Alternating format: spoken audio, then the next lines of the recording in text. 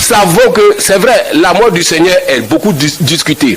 Mais l'élévation du Seigneur pour aller au ciel, tout musulman sait que Yeshua, Jésus est monté. Il dit, Lata dit toribo kulubukum antum tu uminuna billahi fa aminubi. Mais que votre cœur ne se trouble point. Et que de croire en Dieu et de croire en lui. Et que lui, il fait quoi? Il va au Père, préparer une place. Et lorsqu'il aura fini de préparer une place, il reviendra prendre qui? Oui, ceux qui ont cru en lui. Afin que ceux qui ont cru en lui soient là où lui il est. Ah là, je me suis dit, mais qui est Yeshua? Qui est Jésus? Pas car pour un musulman, Yeshua, Jésus-Christ n'est rien d'autre qu'un simple prophète comme les autres. Mais ici, dans Jean 14, il est dit qu'il est parti au ciel. Et il allait faire quoi? Mais oui, on nous dit en islam que quand est-ce que Jésus est allé, à son retour, il reviendra. Tout bon musulman le sait que le Seigneur reviendra. Et s'il revient, qu'est-ce va-t-il faire? Il a dit à ses disciples, il dit, si je reviens alors que tu es mort, je te ressuscite premièrement. Ensuite, les vivants qui sont là seront changés pour aller. Mais je me dis, c'est vrai en islam, Isa est monté, Yeshua est monté. Mais qu'est-ce qu'il fait monter étant là-bas? Lui-même il dit, je vais vous préparer une place. Et lorsque j'aurai fini de préparer la place, je reviendrai te chercher, toi qui as cru en moi, afin que la place que j'ai préparée, tu y sois là-bas. Rappelez-vous, dans mes débuts, je voulais avoir l'assurance de mon salut. Non, je me suis dit que une chose était sûre et certaine, et qu'il est monté vivant. Et la seconde chose plus sûre et certaine, il devait venir. Et encore, qu'est-ce qu'il est allé faire lui-même? Il a dit, Jésus allait vous préparer une place. Et il allait préparer cette place-là pour qui? Il dit clairement à ses disciples, allez et faites de toutes les nations des disciples. Baptisez-les au nom du Père, du Fils et du Saint-Esprit. Ensuite, enseignez-les tout ce que je vous ai prescrit. Et il va plus loin dire, celui qui croira et qui se fera baptiser sera sauvé. Mais celui qui ne croira pas, qui ne se fera pas baptiser, sera condamné. Non frère, la joie de l'acquisition de ces versets, c'était en 92, commençait à faire de moi un homme heureux. Car mon âme était engloutie par le chagrin de la mort, après la mort du Père. Mais le verset, la sourate 19, verset 71, 72, disait qu'il n'y a personne parmi vous qui ne passera pas par ce jugement. Il me fallait trouver un mot pour m'amener à dire que le jugement, cette condamnation était finie. Jean 5, verset 24. J'ai été converti par les Écritures. Non pas parce qu'un pasteur est venu me voir, non, accepte comme ça, accepte. Non. Seul avec la Bible et confronter les Écritures avec les Écritures et puis voir réellement où je dois aller. Je l'ai dit au début, je suis un Africain. Je ne suis ni juif ni arabe. Africain, ivoirien. Ne trouver les parents sur la voie des Arabes. Quand un enfant naît, tout ce qu'il peut faire, c'est de suivre ce que les parents lui donnent. Et c'est ce que j'ai fait.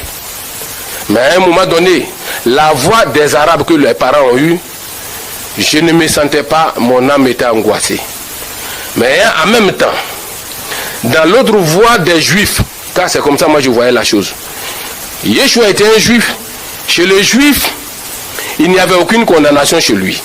Jean 5, verset 24, il a dit ceci, en vérité, et je vous le dis, celui qui écoute ma parole et qui croit en celui qui m'a envoyé, il est sauvé. Il ne passera pas en jugement, mais il passe de la mort à la vie éternelle. Non, le seul mot jugement suffisait pour moi. Car il y avait la condamnation dans la sourate 19, verset 71. Mais ici, il dit que si je crois en lui, en celui qui l'a envoyé, il suffit seulement que moi je meure, il n'y a plus de jugement sur moi. Si tu me vois passer par l'enfer, passer par le pont de l'enfer, passer vers l'enfer, c'est que je ne l'ai pas suivi, c'est que je n'ai pas cru en lui. Non, l'assurance était directement là. Mais je ne pouvais pas du coup sortir comme ça pour dire oui, j'ai compris, oui, le Seigneur, c'est la vérité. Non, un musulman ancré jusqu'au point culminant dans sa foi en islam, il ne peut pas sortir facilement comme on le pense. Mais il me fallait encore approfondir mes recherches et voir réellement qui était Yeshua et qui était Mohammed. C'est ce qu'il m'a amené d'abord à comparer et les deux prophètes et les deux enseignements. Qui était Yeshua? Qui est Yeshua? Jésus-Christ. Dans le Coran, la sourate 19, quand est-ce que vous prenez le début de la sourate 19, comment Yeshua est né? C'est clair dans le Coran. Yahweh, Allah a envoyé l'ange Gabriel chez une vierge. Et Gabriel est allé voir la vierge Myriam et dit à Myriam que la parole de Dieu viendra à toi et tu concevras un enfant. Et c'est cet enfant qui sera appelé Issa. Mais Myriam dit que comment cela pourrait-il se faire? Je ne suis pas une prostituée. Et Gabriel dit oui, car Dieu a décrété et cela va se faire ainsi. Myriam tombe enceinte et Myriam donne naissance à un enfant.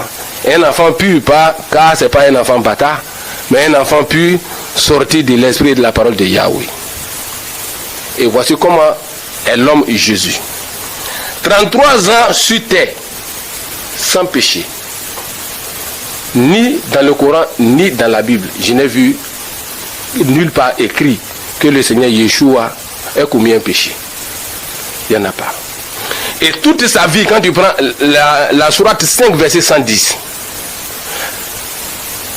il est dit de lui là-bas que il ressuscitait les morts avec la permission de Dieu. Il a même créé un oiseau avec la permission de Dieu. Il donnait la vie, la vue aux aveugles avec la permission de Dieu. Il permettait aux boiteux de marcher avec la permission de Dieu. Et il a même créé un oiseau. Yahweh seul, Dieu seul crée. Mais lui là, avec la permission de Dieu, il a créé. Non, je ne m'en revenais pas. J'ai dit, mais c'était encore en 92. Si il est comme ça, c'est qu'il est au-dessus des prophètes. Il ne peut pas être appelé simple prophète. Il n'y a que Dieu seul qui peut créer. Surtout créer un oiseau. Il n'y a que Dieu seul, car la création appartient qu'à Dieu. Il a dit que je suis un Dieu jaloux, je ne partage pas ma gloire. Et la gloire de la création appartient seulement à Yahweh. Donc s'il a permis, puisque le Coran le dit dans la sourate 5, verset 110, s'il a permis que Yeshua, Jésus crée, c'est que quelque part, Yeshua, Jésus peut être Dieu. S'il a permis qu'il crie, c'est que quelque part, il est Dieu.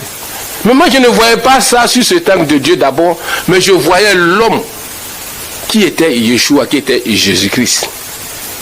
À partir du Coran d'abord. Mais il est appelé dans la sourate 4, verset 171 aussi. Kalmatullah, la parole de Dieu, Ruhullah, l'esprit de Dieu, mais en même temps qualifié de simple prophète. Là encore, je ne m'en revenais pas. Je dis, mais comment il peut être tout ça et peut être un simple prophète? Et la seconde partie de l'étude, je devais centrer ça sur le prophète Mohammed et connaître qui est Mohammed. Dans la sourate 18, verset 110, le Coran nous dit que Mohammed est un être humain comme vous et moi. Et dans la sourate 47, verset 19, il est dit de lui qu'il est un pécheur et qu'il doit demander le pardon de ses péchés, lui de ses péchés et des autres croyants qui le suivent. Non, frère, j'ai commencé à me décourager.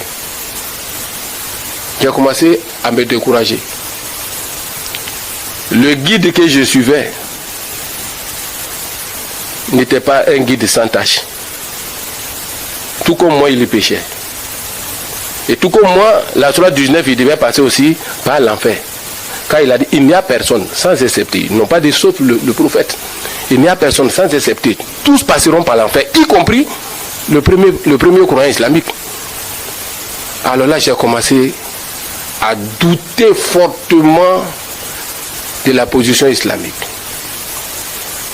Et ce qui va encore déclencher ma foi chrétienne, C'est encore dans le Coran, la sourate 46, verset 9. Quand est-ce qu'il a été demandé au prophète Mohammed, lui-même son salut? Quand moi j'avais un problème de salut, et je cherchais, et je voulais avoir l'assurance de mon salut, lui-même son salut, il a dit dans ce verset, je ne suis pas une innovation parmi les messagers. Je ne sais pas ce que Dieu fera de moi et de ceux qui sont en train de me suivre. Je ne suis qu'un avertisseur clair. Je n'invente rien, le Coran 46, verset 19.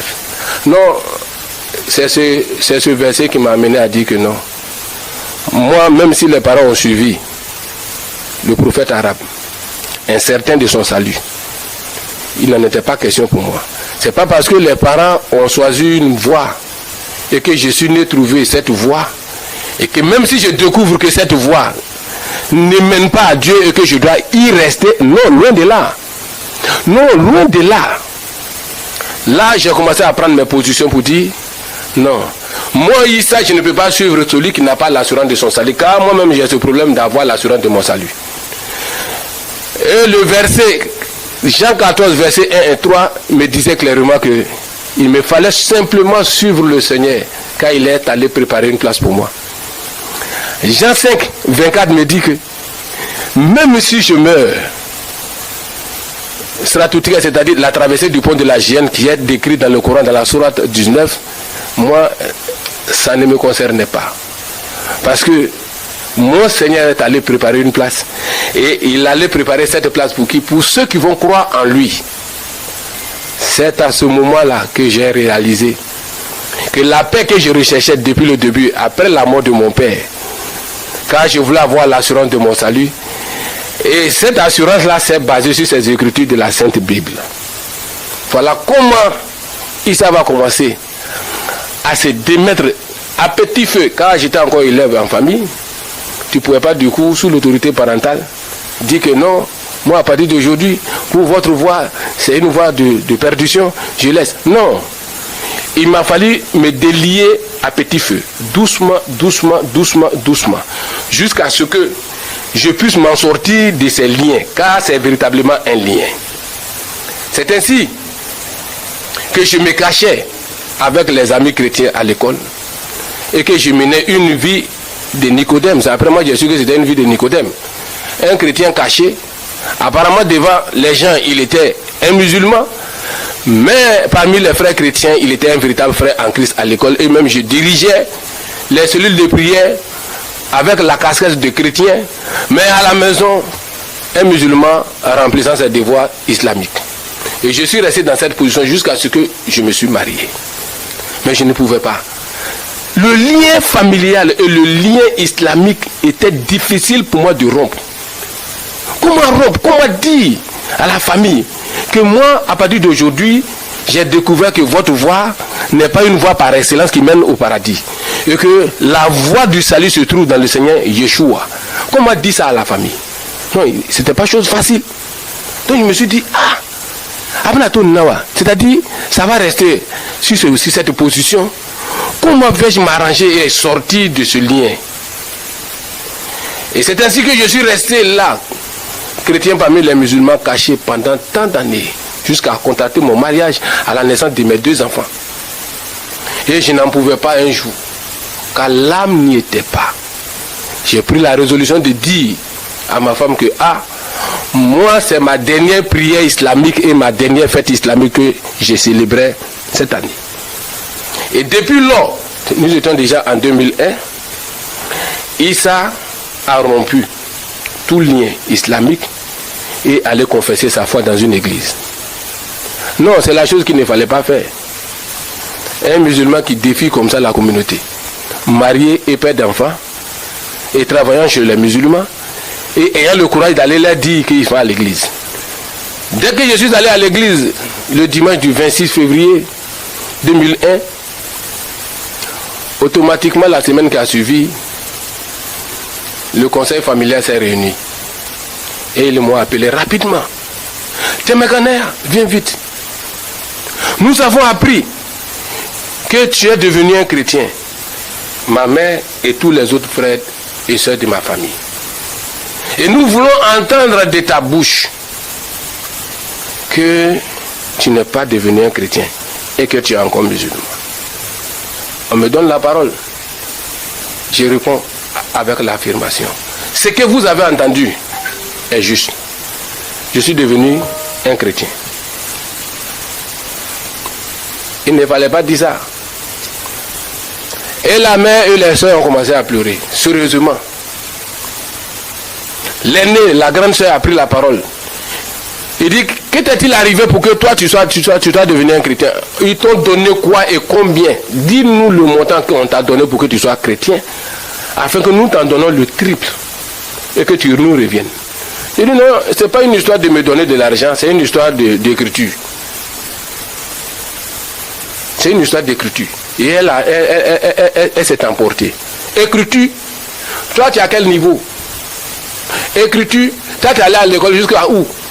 Et tu vas venir nous enseigner ici.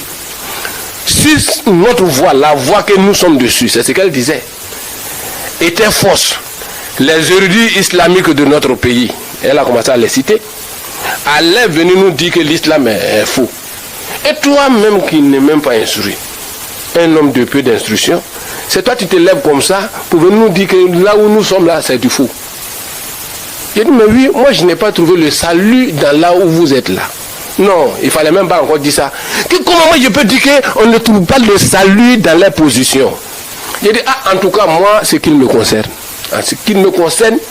je n'ai pas vu le salut dans le Coran. Et puisque je n'ai pas trouvé le salut dans le Coran, mais le salut que je recherchais se trouve dans la Bible. Voilà pourquoi je suis devenu chrétien. Non, la main s'est enflammée de toute sa couleur. Pour dire, Issa, trêve de commentaires. Amdoula, on dit, trêve de commentaires. Choisis séance tenante là, entre moi, ta mère et tes frères, et ton Jésus Yeshua, afin qu'on sache où tu es. Non, c'était tellement clair. Et ils voyaient un problème charnel. Mais moi, je voyais un problème spirituel. Car je sais que le Père s'en est allé. Et que même eux-mêmes là, ils iront un jour. Y compris moi-même là, j'irai un jour. Mais où on ira, où on sera, quand est-ce qu'on quittera sur cette terre? C'est pas une histoire de plaisanterie, des gens qui sont devant toi, de lien familial. Mais la mère même après avoir fini de dire tout ça, en 2002 elle est décédée. Donc, c'était pas une histoire de famille, une histoire de lien parental. Non, c'était une histoire de vie spirituelle ou de mort spirituelle. Et la mère dit, choisis entre ton Jésus, ton Yeshua et moi. J'ai dit, non, c'est comme ça on le dit en Djoula. Non, c'est-à-dire, maman, je t'aime bien. Mais est-ce que toi tu peux me sauver au jour de la résurrection? Parce que le Seigneur a dit que ne vous inquiétez pas de ce que vous allez dire lorsqu'on va vous traduire en justice, lorsqu'on cherchera à vous juger. Et c'est ce jour-là que je lui ai dit clairement que non, est-ce qu'au jour de la résurrection, toi, tu pourras me sauver, tu peux me sauver au jour de la résurrection? J'avais déjà la réponse dans la sourate 80. Car dans la sourate 80, personne ne prendra le fardeau de personne. La sourate 80, verset 33. Si tu t'es égaré sur la terre ici, tu t'es égaré pour toi-même. Mais si tu t'es sauvé pour toi-même. Personne ne prendra le fardeau de personne. Je dis ça à ma mère. Je t'aime bien en tant que mère. Mais quant à mon salut, tu ne peux pas me sauver. Le Seigneur Yeshua, Jésus-Christ, lui, il me sauvera. Il me suffit seulement de faire confiance en lui et de l'accepter. Non, la mère a tout coupé. Les sentences vont tomber. Je te renie. À partir de ce moment, tu n'es plus membre de ma famille. Ton père n'est plus, puisqu'il est mort en 88. Nous étions en 2001. Tu n'es plus mon enfant. Ta carte d'identité est avec toi? J'ai dit oui. Je pensais que c'était pour autre chose. Que si ta carte d'identité est avec toi, enlève mon nom dans ta carte d'identité et trouve le nom d'une femme sudiste, puisque nous sommes les nordistes du nord, c'est l'islam. Le sud de la Côte d'Ivoire, c'est le sud chrétien. Trouve une femme Bousmani, c'est ce qu'elle a dit. Et mets le nom de cette Bousmani sur ta carte. Je ne suis plus ta mère. Enlève carrément mon nom sur ta pièce d'identité. La sentence était grave. Et à partir d'aujourd'hui, tu es renié et banni. Et quiconque parmi ses enfants fréquentera encore Issa sera aussi maudit. Voilà comment Issa, après avoir confessé sa foi à ses parents, a été carrément renié par les mêmes parents. Je sors, homme renié et maudit. Mais j'avais une écriture encore dans la tête. Car Yahweh dit, honore ton père et ta mère, afin de vivre heureux et longtemps sur la terre. Mais quand est-ce que l'obéissance des parents se heurte à la volonté de Yahweh? Que doit-on faire? Certes, j'aime ma mère, mais la position des parents allait contre la position de Dieu. Quand est-ce que tu prends Acte 5, verset 29? Plutôt que suivre Dieu ou les hommes. Mais moi, il me fallait suivre Dieu. Et j'étais convaincu d'une chose. Et que si Yahweh était avec moi, qui pouvait venir me maudire et détourner ma destinée? Non. J'ai pris la route en train de sortir. L'aîné homme, garçon, il m'a rattrapé sur la route. Il dit non, Issa, dis seulement que tu reviens et que tu réunis ta foi chrétienne. J'arrange tout, on te remet à ta position. Même ton emploi là, tu vas perdre ça. J'ai dit, c'est déjà fait, moi. C'est fini. Je demeure chrétien et j'ai été déjà régné. Continuez à être pour vous. Et voici comment Issa va commencer une nouvelle vie. D'enfer. Ça oui, ça il faut le dire. Une nouvelle vie d'enfer. Car le Seigneur dit, celui qui me suit, qu'il porte sa croix. Oui. Sa croix, c'est pas aller chez le menuisier, aller faire une grosse croix et puis se promener avec ça. Non, il ne s'agit pas de ça. La croix là, c'est ça. Les souffrances qui viendront. Mais tu verras la main de Yahweh dans ta vie. Quand bien même que ces souffrances seront là. Non, les souffrances ne vont pas s'effacer. Les souffrances vont être là. Mais tu verras comment Yahweh viendra te secourir. Le boulot que je faisais avec eux, d'abord ils se sont dit, ah, si on l'arrache directement le boulot, marié, père de 2 enfants, comment il va faire pour s'occuper de ses enfants? Pour l'amener à laisser sa foi, il faudrait qu'on le coince quant à son boulot. S'il sait qu'il est en train de perdre son boulot, peut-être il reviendra encore à la raison avec nous. Donc qu'est-ce qu'ils vont faire? Le jeu maintenant, c'est d'aller me coincer à travers le bien matériel qui est le travail. Et l'oncle avec lequel je travaillais, l'oncle là m'appelle pour me dire, bon Issa, viens me voir. Ils m'ont dit que tu es devenu chrétien, je n'y crois pas. Viens chez moi à la maison m'expliquer que tu es chrétien, soit on continue ou soit on arrête le travail. Je suis allé le voir un dimanche. Il m'a fait rentrer dans sa chambre. Et dans la chambre, il a fermé sa porte. Il s'est assis sur le lit et il m'a laissé sur son tapis. Et la question, j'ai appris que tu es devenu chrétien. Qu'est-ce qui t'a pris pour devenir chrétien? Explique-moi. Et dis-moi que tu n'es plus jamais chrétien. Vous voyez, on te demande, explique, et puis en même temps on te donne la réponse. Dis-moi que tu n'es plus chrétien. Il dit non, je suis chrétien. Et qu'est-ce qui t'est arrivé pour que tu sois chrétien? La même chanson, je n'ai pas vu l'assurance du salut dans le Coran. Le vieux a commencé à s'énerver. Il dit, comment moi je peux dire qu'on n'a pas l'assurance du salut dans le Coran? Que lui, il vient fraîchement de la Mecque. La terre sainte, je viens fraîchement. C'est ce qu'il a dit. Je viens fraîchement de cette terre sainte. Je rayonne comme ça quand tu as une gloire. Et toi, tu viens me dire qu'il n'y a pas d'assurance dedans. J'ai dit oui. J'ai dit, mais le Coran nous dit que tout bon musulman passera par l'enfer. Il me dit, c'est écrit où? Les frères et les parents musulmans qui vont suivre cette émission doivent chercher à fouiller dans le Coran d'abord. Ne suivez pas parce que nous sommes nés et trouvé nos parents musulmans, croyants et nous allons continuer comme... Non, ne suivez pas. C'était comme ça j'étais. Si cet ami et ce Roland chrétien ne m'avait pas donné la Bible pour que je puisse prendre un temps soit peu, un petit temps pour regarder à l'intérieur de la Bible, peut-être aujourd'hui encore, j'allais être là en tant que musulman, mais anxieux et craignant encore ma destinée après la mort. Ne refusez pas. Posez des questions. De la manière dont l'homme chercher l'argent, posez des questions quant au salut de votre âme. N'avalez pas tout ce qu'on vous dit. La Bible est là, le Coran est là. Nous ne sommes ni juifs ni arabes, nous sommes des Africains. Et il nous incombe de fouiller dans les deux voies. Il y a un juif qui présente le salut. Quiconque croit en lui, il ne verra même pas l'enfer. Il est allé préparer une place et il reviendra vous prendre.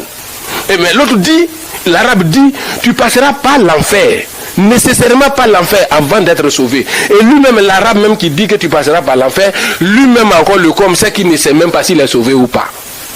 Mais comment peux-tu comprendre un guide, un prophète qui te dit prophète et qui est venu nous apporter le salut est lui-même dans une situation de confusion totale.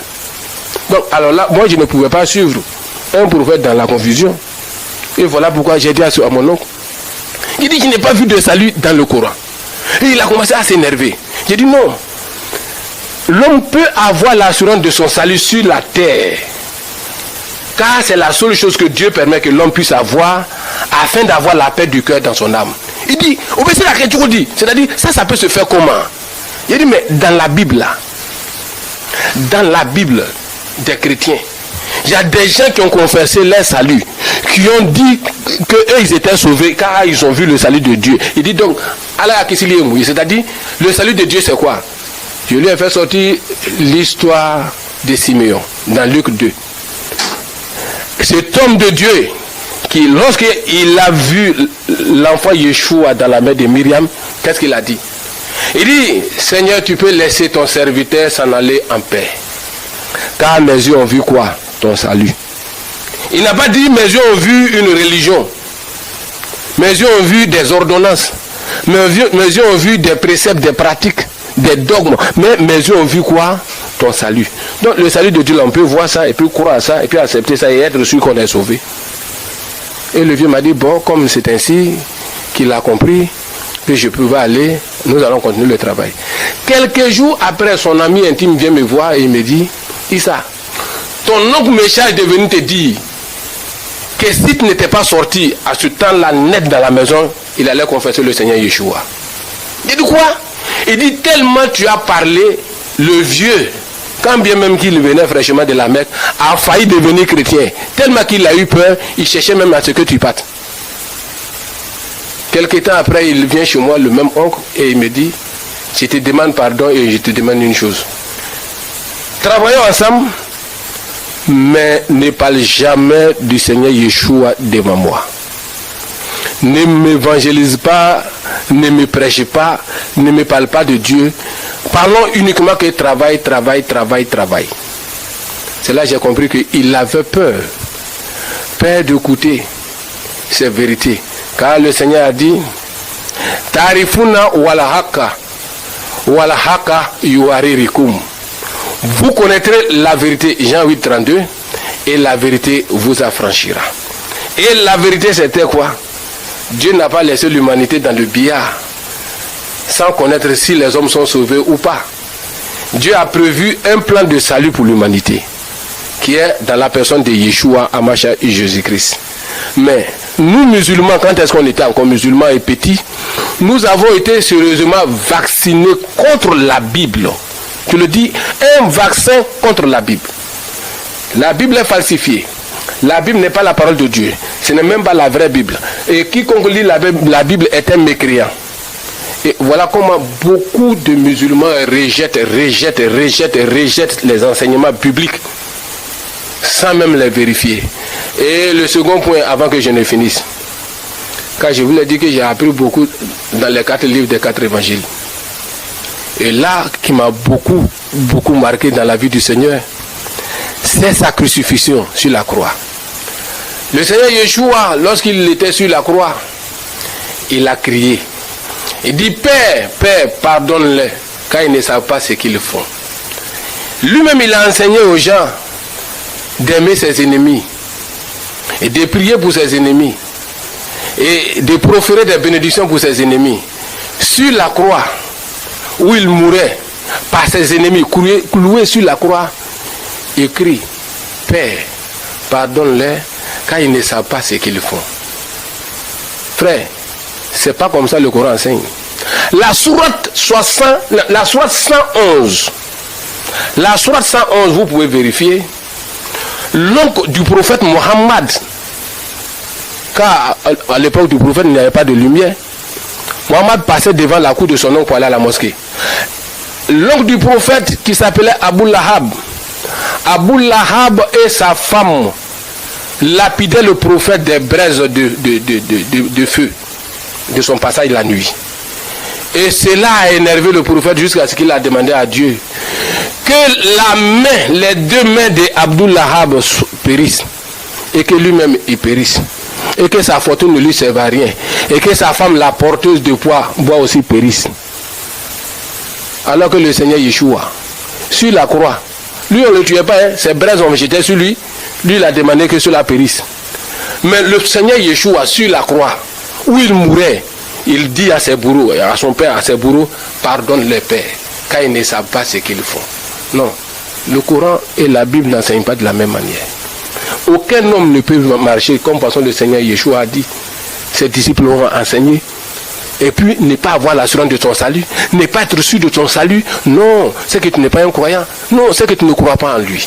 Donc je le dis, tous ceux qui vont m'écouter, encore musulmans, ayez le courage de regarder un peu dans la Bible. Nous les Africains, nous ne sommes ni juifs ni arabes pour dire qu'il y a une position de rivalité entre les deux peuples. Non.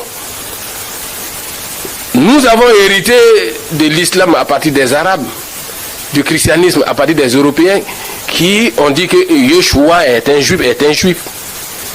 Et les deux livres sont là, les deux prophètes sont là. Il te suffit seulement de regarder et de vérifier dans les Écritures. Aujourd'hui, la Bible est en plusieurs langues, le Coran aussi en plusieurs langues. Il te suffit de regarder dans ces livres et de chercher la position de ton âme avant que tu ne décèdes. Moi, sur la terre, ce que je cherchais, j'ai dit à un ami, j'ai dit, ce que je cherchais sur la terre, premièrement, je l'ai eu. Il dit quoi? J'ai dit, je suis sauvé. Il était étonné. J'ai dit, je suis sauvé. Les autres choses, que je sois riche, pas riche, avec beaucoup de moyens, ça, je laisse ça dans la main du Seigneur. Mais quant à moi, la position de mon âme, de ma vie sur cette terre et après ma vie, ça, je n'ai plus d'inquiétude. Je suis sauvé et j'ai la paix de Yahweh dans mon cœur. Et je vais finir. Il dit aux frères et aux parents musulmans, ne restez pas là que parce que vous avez vu vos parents dans telle voie et que chacun doit rester dans sa voie. Non. Le Coran dit dans la sourate 80, personne ne prendra le fardeau de personne. Si tu t'es égaré pour toi-même. Si tu t'es sauvé pour toi-même. Dieu a tant aimé le monde qu'il a donné une porte de salut au monde. Il dit, quiconque croira en celui-là, il est sauvé. Et le Seigneur a dit clairement, il dit, je vais vous préparer une place. Et lorsque j'aurai fini de préparer la place, je reviendrai vous chercher. Afin que là où je suis, vous y soyez. Mais il est parti. Et le Coran est d'accord que le Seigneur est au ciel. Et le Coran est d'accord que le Seigneur reviendra. Mais où est Mohammed? Il est là. Il est là, comme les autres. Comme mon père.